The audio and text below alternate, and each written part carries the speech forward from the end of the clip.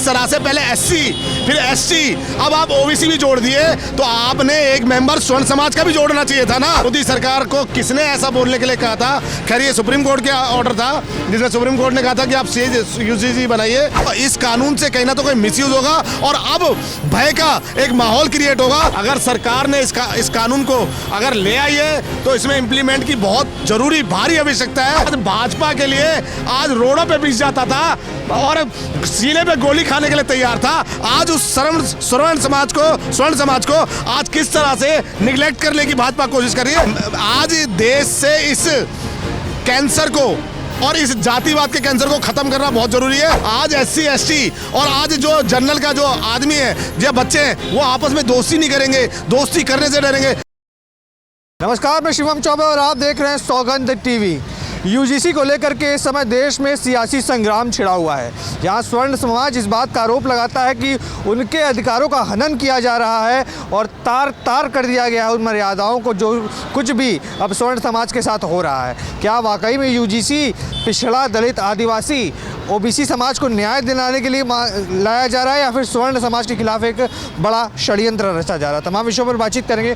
किस तरीके से देखते हैं इस यूजीसी अमेंडमेंट को? क्या वाकई में इससे स्वर्ण समाज को फ़ायदा होने वाला है या ओबीसी और जो तमाम जातियां हैं, जो पिछड़ी जातियां, उनको फ़ायदा होगा? देखिए, मोदी जी ने आरक्षण दिया, हमें कोई तकलीफ नहीं हुई। मोदी जी ने एससी एसटी एक्ट दिया, जिसका सुप्रीम कोर्ट कहने वाला है कि 100 केस जो कोर्ट में आते हैं, 99 केस उसमें से फर्जी होते हैं। तो मुझे नहीं समझ में आ रहा कि आज मोदी सरकार को किसने ऐसा बोलने के लिए कहा था। खैर ये सुप्रीम कोर्ट का ऑर्डर था जिसमें सुप्रीम कोर्ट ने कहा था कि आप यूजीसी बनाइए, मगर आज इस कानून को 13 तारीख को जो है इम्प्लीमेंट कराया गया।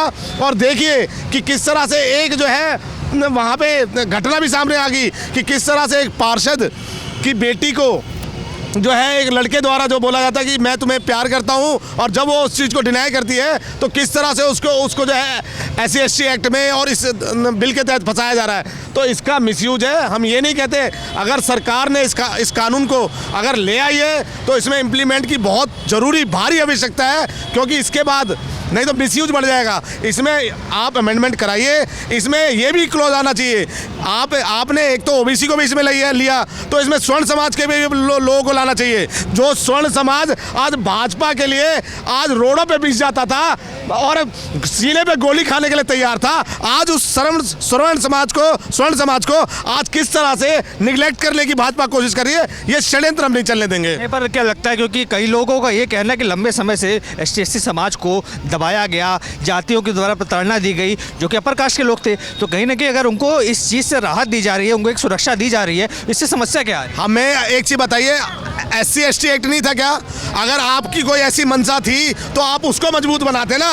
आप एक और शगुफा लेके आ गए। आप मुझे बताइए ना कि आज हमारे बड़े बड़े धर्मगुरु, जो आज बड़े बड़े सनातनी योद्धा, चाहे अभिषेक ठाकुर हो, चाहे भाई प्रीति हो, ये तमाम ऐसे योद्धा जो कहते हैं कि जात पात की करो बधाई, हिंदू हिंदू भाई भाई, आज सुनो, आज मुझे बताइए कि आज मेरे क्या एससी एसटी दोस्त नहीं है? आज मैं ब्राह्मण समाज से आता हूँ, मगर बिहार के 4 महीने के प्रचार में मैंने चिराग पासवान का प्रचार किया है। मैं पर्सनली चाहता था कि चिराग पासवान मुख्यमंत्री बने बिहार का। तो मेरे को आप बताइए ना कि मैं आज देश से इस कैंसर को और इस जातिवाद के कैंसर को खत्म करना बहुत जरूरी है।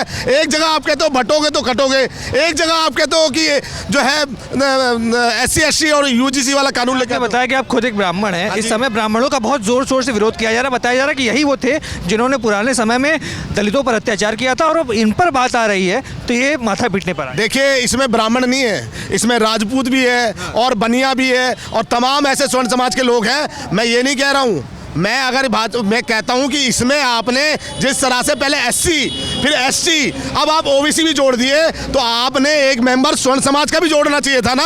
आज मुझे बताओ, अगर किसी के साथ अगर कोई गलत चीज़ होती है और इसका मिसयूज होता है, तो आपने तो उस बच्चे की ज़िंदगी बेकार कर दी।